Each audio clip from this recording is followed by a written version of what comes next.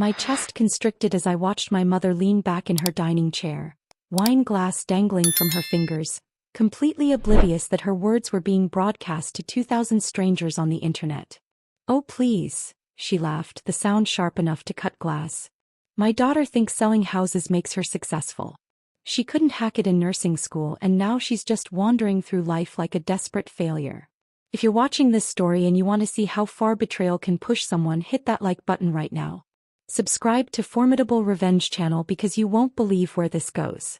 Drop a comment telling me where you're watching from. I read every single one. Now let's get into this. The video kept playing on my phone screen. My cousin Rachel had texted me 15 minutes ago. "You need to see this. I'm so sorry." She'd attached the link to her latest live stream. Another attempt at influencer stardom that I'd always supported, always encouraged. I was in a hotel room in Providence 2 hours from home, when everything I believed about my life shattered into jagged pieces. My name is Audrey Brennan. I'm 32 years old. For the past 5 years, I've been quietly hemorrhaging money to keep my mother alive. Rheumatoid arthritis. That's what the doctors called it when she collapsed at work 5 years ago. Aggressive. Painful. Expensive. I'd put nursing school on hold to help her. I'd emptied my savings account, twice. I'd switched careers to real estate because the hours were flexible and the money was better. I'd driven her to every appointment, fought with every insurance company, covered every medication that her policy refused to pay for. $147,000. That's what I'd spent keeping her comfortable while she told everyone at Sunday dinner that I was pathetic. Remember when she dropped out of nursing school? My mother's voice continued through my phone's speaker, and I watched her turn to my aunt with theatrical sympathy. She came home crying about how hard the exams were. Pathetic. And now she acts like selling a house every few months makes her successful. My aunt laughed. So did my uncle. The whole table joined in, their amusement at my expense echoing through Rachel's accidental documentation of my humiliation. The truth was sitting in a folder on my laptop. Every receipt. Every insurance form. Every payment confirmation for the past 5 years, meticulously organized because I'd thought, stupidly, naively, that someday she'd want to know how much I'd sacrificed for her. "Sinead just doesn't have what it takes." My mother sighed into the camera Rachel didn't realize was catching every word. "Some people just aren't cut out for real achievement."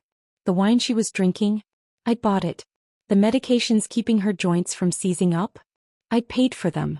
The insurance premium that kept her from losing everything? My account was charged automatically every month. Rachel's face appeared in the corner of the screen for just a moment, her expression horrified as she realized what she'd captured. The live stream ended abruptly. My phone buzzed. "Rachel again. I'm so sorry you had to see that." I didn't realize what she was saying until it was too late. "Do you want me to take the video down?"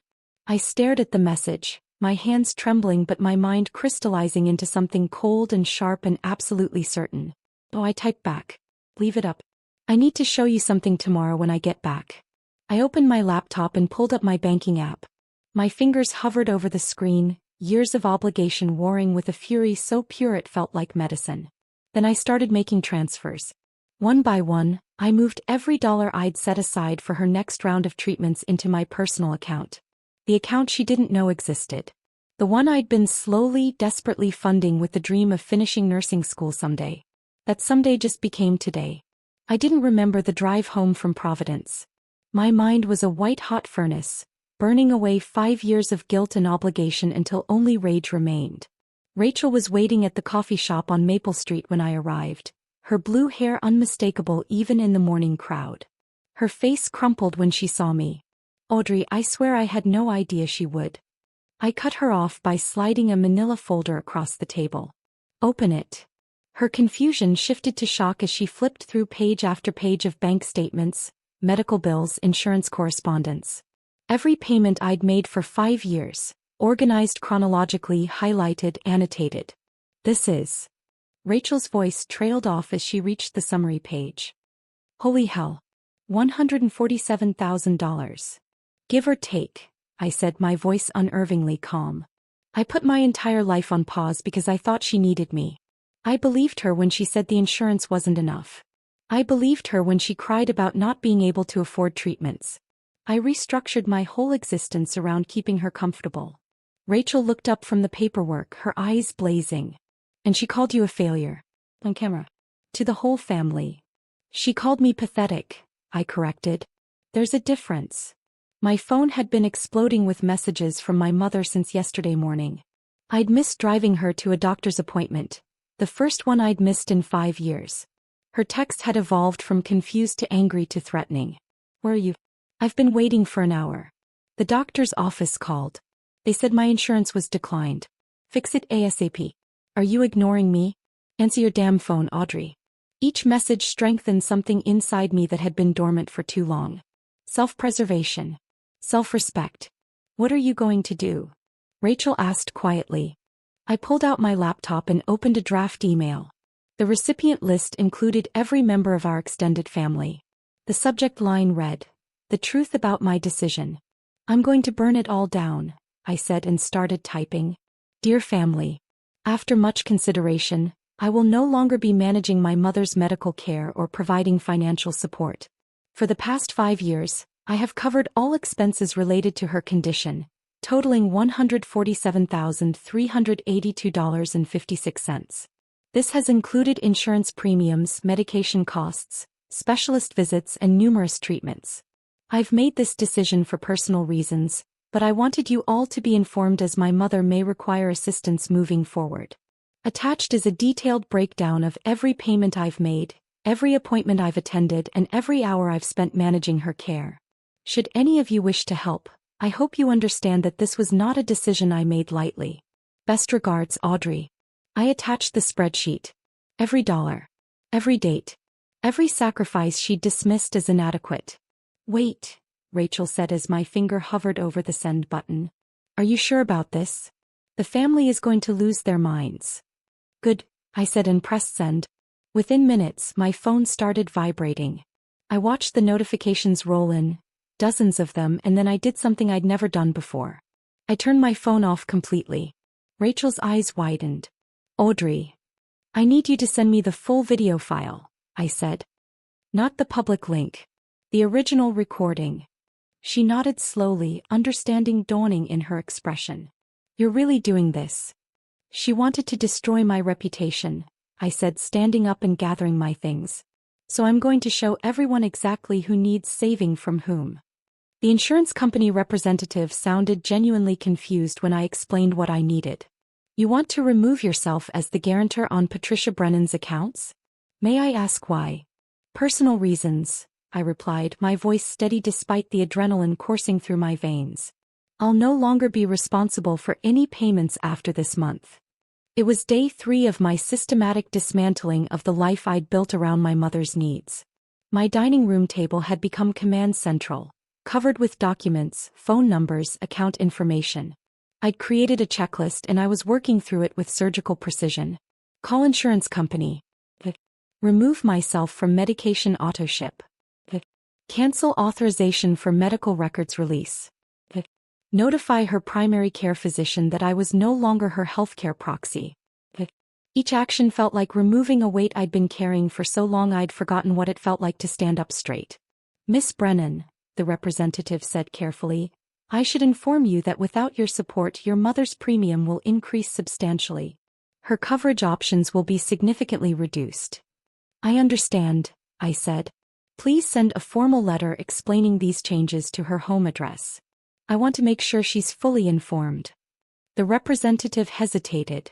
Are you certain about this? I've never been more certain of anything in my life. My mother's messages had become increasingly frantic. She'd figured out that something was wrong, but she didn't know the extent yet.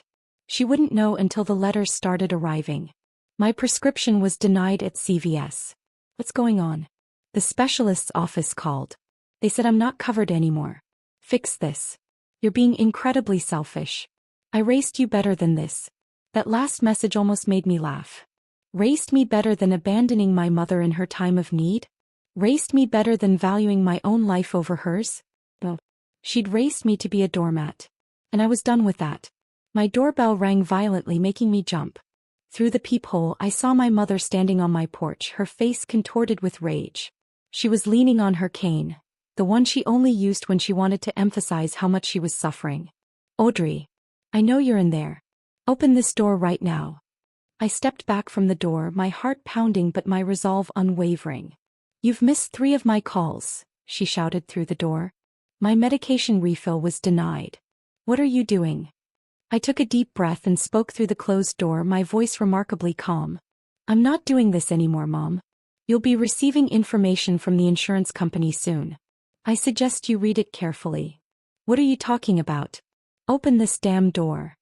No. The word felt revolutionary. Powerful. Like I'd finally found a weapon I hadn't known I possessed.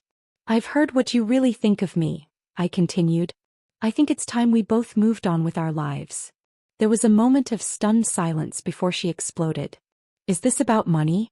After everything I've done for you? I'm your mother. I walked away from the door, her protests fading as I returned to my laptop. I had more work to do and her tantrum wasn't going to stop me. The family responses to my email were predictable. Aunt Lorraine was shocked and appalled by my abandonment. Uncle Gerald thought I was being selfish and cruel. My cousin Trevor suggested I sort out whatever petty disagreement I was having with Mom. Only Rachel and my elderly Aunt Beatrice seemed to understand. Beatrice's message was simple. It takes courage to stand up for yourself, dear. Call me if you need anything. I blocked my mother's number.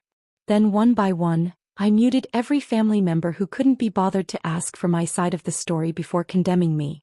The silence that followed was beautiful.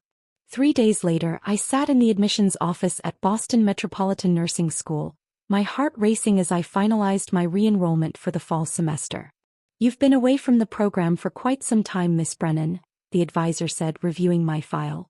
But your previous academic record is excellent. You'll need to take a placement exam, but I don't anticipate any issues. I understand, I replied, unable to keep the smile off my face. I've already started reviewing my old textbooks. Walking across campus afterward, I felt something I hadn't felt in years. Hope. Not the desperate, exhausted hope of someone trying to keep everyone else afloat while drowning themselves. Real hope. The kind that comes from choosing yourself for the first time in your adult life.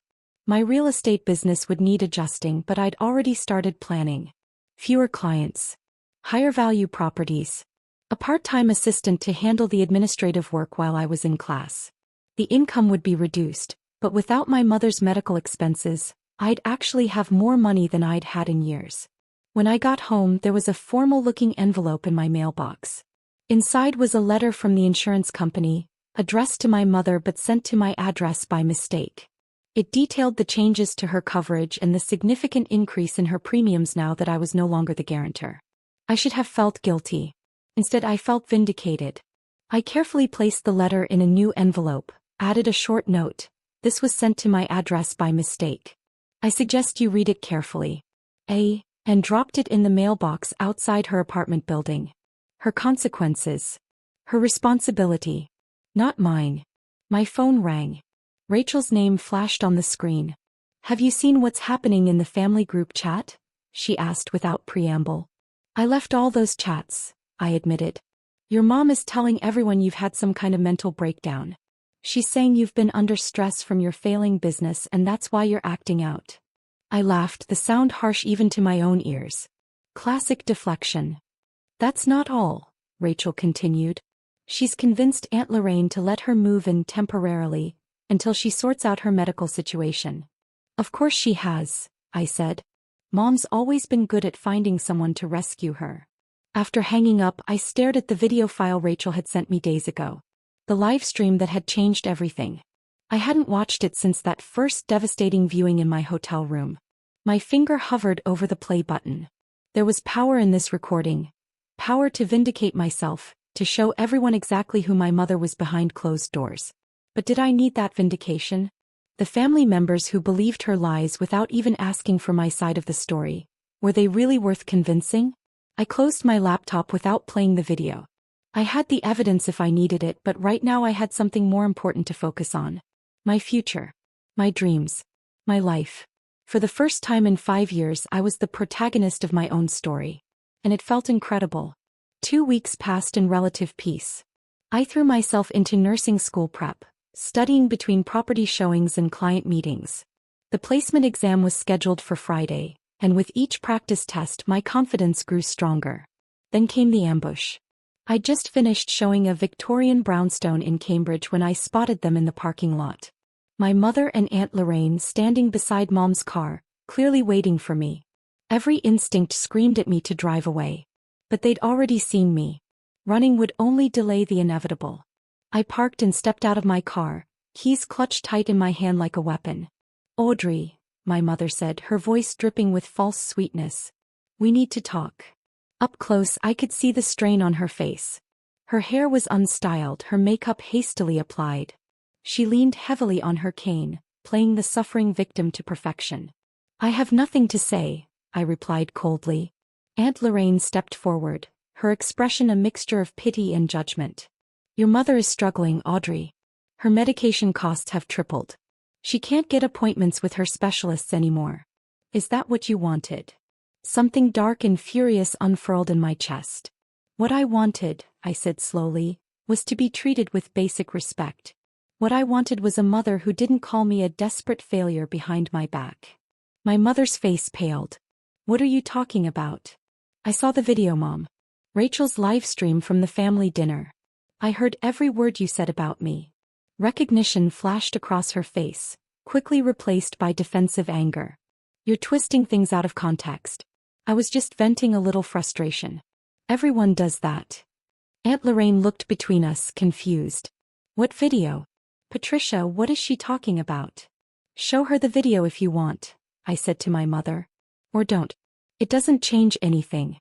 I've made my decision." My mother switched tactics, her voice breaking theatrically. "I'm your mother, Audrey. After everything I've done for you, how can you abandon me when I need you most?" The manipulative words that would have gutted me a month ago now just made me angry. "Everything you've done for me?" I echoed, my voice rising. "Let me tell you what I did for you. I spent $147,000 on your care. I put my entire life on hold. I drove you to every appointment, managed every prescription, fought with insurance companies on your behalf. And in return you called me pathetic. You mocked the career I built specifically to support you." My hands were shaking, but my voice remained steady. "I sent proof to everyone in the family. Every payment, every appointment, every sacrifice. So don't stand there and act like I'm the villain in this story." Aunt Lorraine was looking at my mother differently now, doubt creeping into her expression. "Patricia, what exactly was in this video?" My mother ignored her, focusing all her desperation on me. "I'm sorry if I hurt your feelings, but this is an extreme overreaction. I'm facing serious health complications." "I'm aware," I replied calmly. "And I've provided you with 5 years of continuous support. Now it's someone else's turn." I turned to Aunt Lorraine. "She's living with you now, right? Has she asked you for money yet? How many doctor's appointments have you driven her to? How many prescriptions have you picked up?" Aunt Lorraine's silence was answer enough. "That's what I thought," I said, turning back to my car. "I wish you both well, but I won't be manipulated anymore." "This isn't over," my mother called after me. "You can't just walk away from family." I paused with my hand on the car door, looking back at her one final time. "You're right about one thing, Mom. Family doesn't walk away from family. But family also doesn't tear each other down or take advantage of each other. So maybe ask yourself who really walked away first." As I drove off, I glanced in my rearview mirror. My mother was gesturing wildly, clearly berating Aunt Lorraine for something. Some things never change, I thought. But I had changed. And for the first time in years I felt truly free. 3 months flew by in a whirlwind of activity.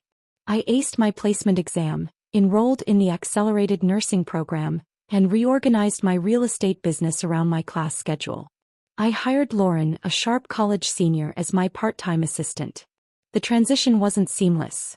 There were late nights, scheduling conflicts, moments of crippling self-doubt, but each small victory reinforced that I'd made the right choice. My family situation had reached an uneasy stalemate. After our parking lot confrontation, Aunt Lorraine quietly reached out over coffee, admitting she'd been manipulated. "I had no idea what you'd been dealing with," she confessed. "Patricia told me you were being difficult and selfish.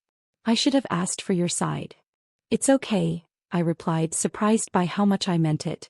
Mom has always been good at controlling the narrative. But not everyone had come around. Most of the family still believed my mother's version of events, that I'd had some kind of breakdown, that my business was failing, that I'd abandoned her in her darkest hour. The Boston Real Estate Association's annual awards ceremony wasn't something I'd planned to attend. But when my broker nominated me for the Rising Star Award, recognizing agents who'd overcome significant challenges, I decided to go. "You're a shoo-in," my colleague Kevin insisted. "You've closed more deals than anyone else in the office while starting nursing school. If that's not overcoming challenges, I don't know what is." The evening of the ceremony, I found myself in a hotel ballroom surrounded by Boston's real estate elite.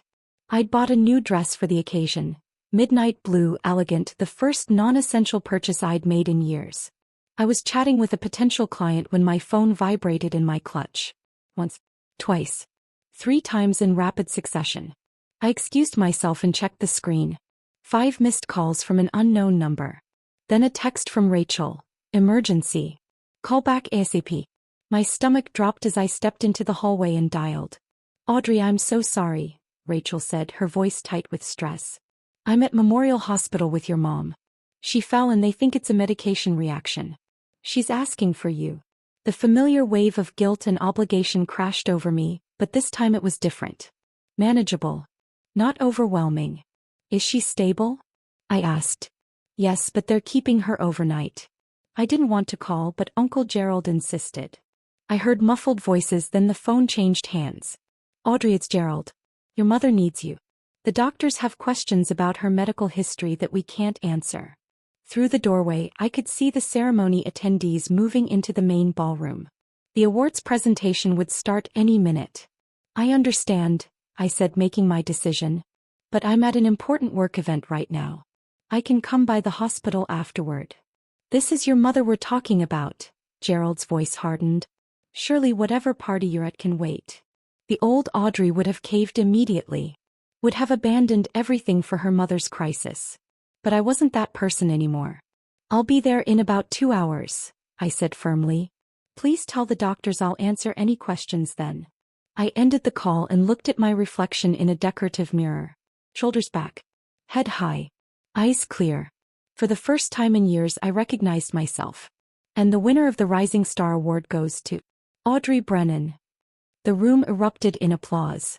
I sat frozen, genuinely shocked. Kevin nudged me with his elbow, grinning broadly as I rose and walked to the stage. The crystal trophy felt substantial in my hands as I approached the microphone. Looking out at the audience, I saw colleagues, mentors, competitors, all united in recognizing my work. "Thank you," I began, my voice steadier than I felt. "This means more to me than I can express." I paused, thinking of the countless nights I'd spent managing my mother's care while trying to build my business. The early mornings. The late nights. The constant, grinding sacrifice. The past few years have been challenging. Balancing a demanding career with personal obligations that seemed insurmountable. There were many days when I wasn't sure I could keep going. I glanced down at the trophy, its surface catching the light. But real estate isn't just about selling homes. It's about resilience. Adapting to changing markets. Overcoming obstacles. Finding solutions when it seems impossible. Those same skills helped me navigate my personal challenges and eventually find my way back to my original passion, nursing. The crowd murmured with interest. I'm now pursuing my nursing degree while continuing to serve my real estate clients, and I couldn't be happier. So this award isn't just for professional resilience. It's a reminder that we can reinvent ourselves at any point in our lives. That we can choose ourselves without guilt. Thank you for this honor. The applause followed me back to my seat, where Kevin and our colleagues congratulated me enthusiastically. As the ceremony wrapped up, several people approached to discuss my career transition, genuinely interested in my journey. By the time I checked my phone again, it was nearly 9. 3 more missed calls from Uncle Gerald. A text from Rachel, "She's stable. Take your time." I gathered my things, the trophy carefully wrapped in my tote bag, and headed for the hospital. 20 minutes later, I walked into my mother's room to find her sitting up in bed, looking remarkably alert for someone who'd supposedly had a serious medical emergency. Uncle Gerald sat in a visitor's chair. Rachel stood awkwardly near the window. "Finally," my mother said, her tone acidic. "Nice of you to fit us into your busy schedule." I set my tote bag down, the corner of the trophy box deliberately visible. Hello, Mom. How are you feeling? How do you think I'm feeling? I collapsed. I could have died and you were too busy partying to care. Uncle Gerald cleared his throat uncomfortably. The doctor said it was likely a reaction to the new medication.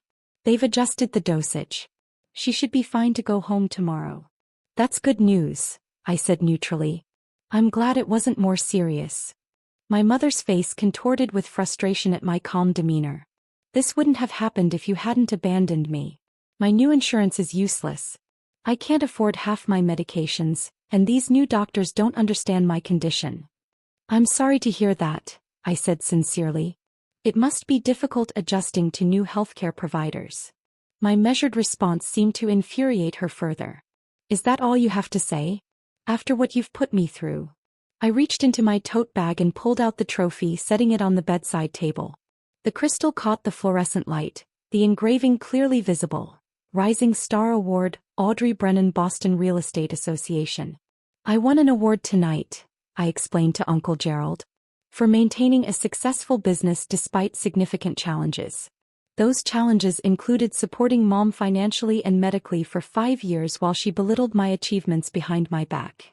Understanding dawned on Gerald's face as he looked from the trophy to my mother's defensive expression. I didn't come here to argue, I continued quietly.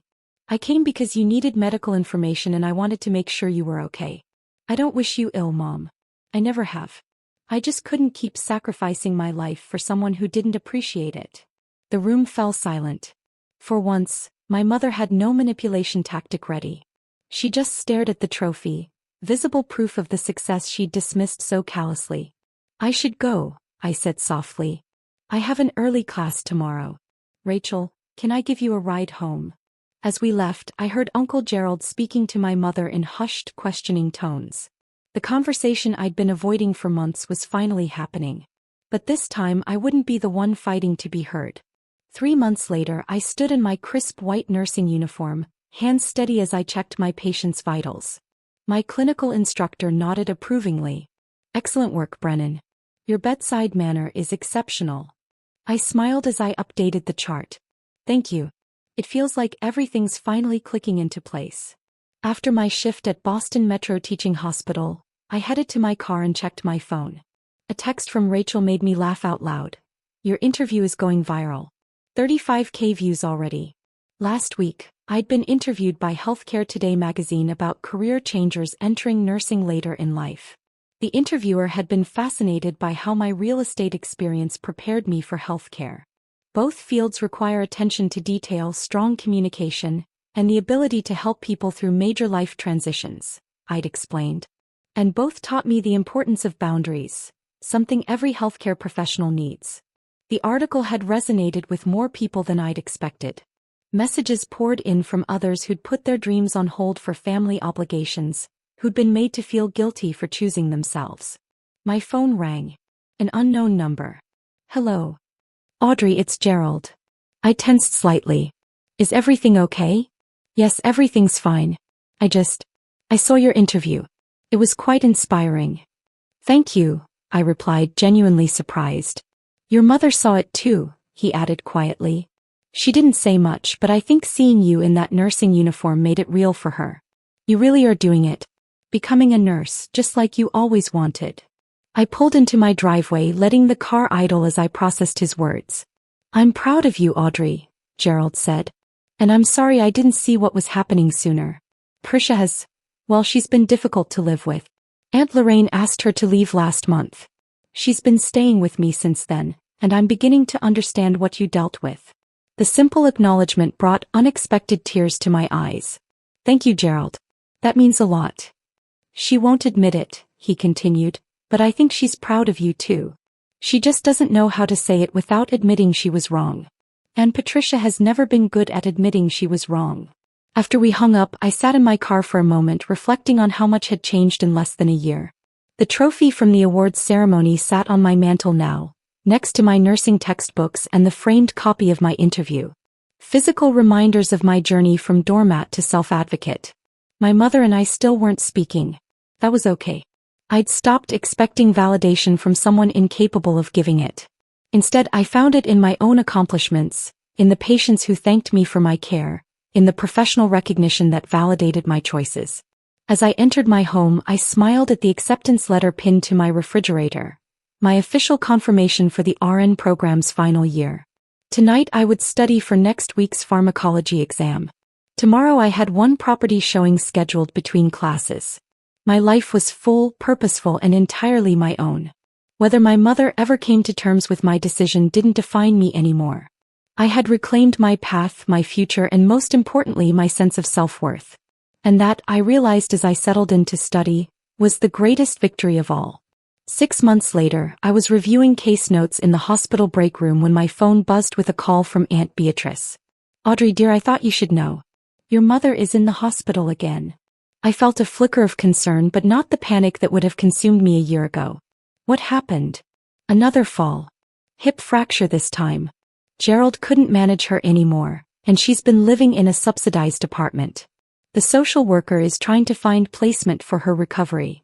"I see," I said carefully. "Thank you for letting me know."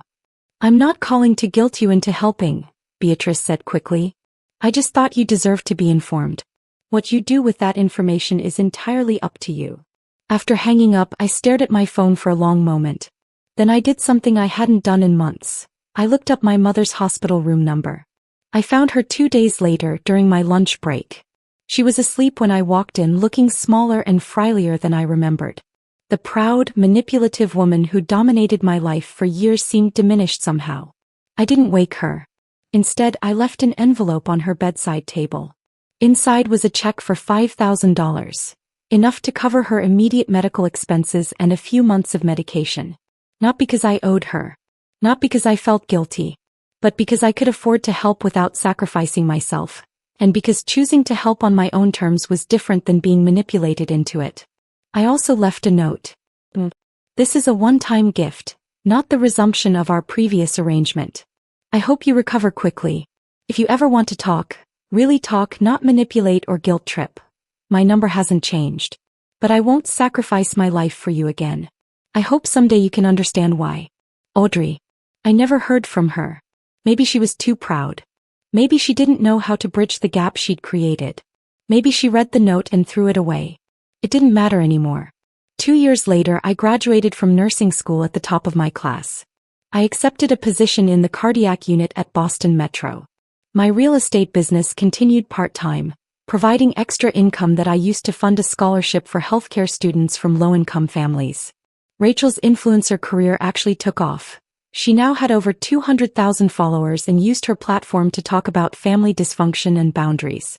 She credited our experience with teaching her the importance of consent in content creation. I eventually heard through the family grapevine that my mother had moved to Florida to live near my cousin Trevor. Whether she'd learned anything from our estrangement, I didn't know. I chose not to ask. Some stories don't end with tearful reconciliations or dramatic apologies.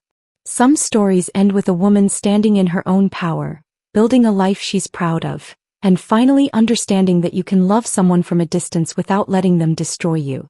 My name is Audrey Brennan. I'm 34 years old. I'm a registered nurse and a successful real estate agent. I have boundaries now. I have self-respect. I have a life that's entirely my own. And I don't regret a single choice I made to get here. If this story resonated with you, make sure you're subscribed to Formidable Revenge channel. We post stories like this every week. Hit that notification bell so you never miss an upload. And drop a comment telling me, have you ever had to choose between family loyalty and self-preservation? I read every comment. Thanks for watching, and I'll see you in the next one.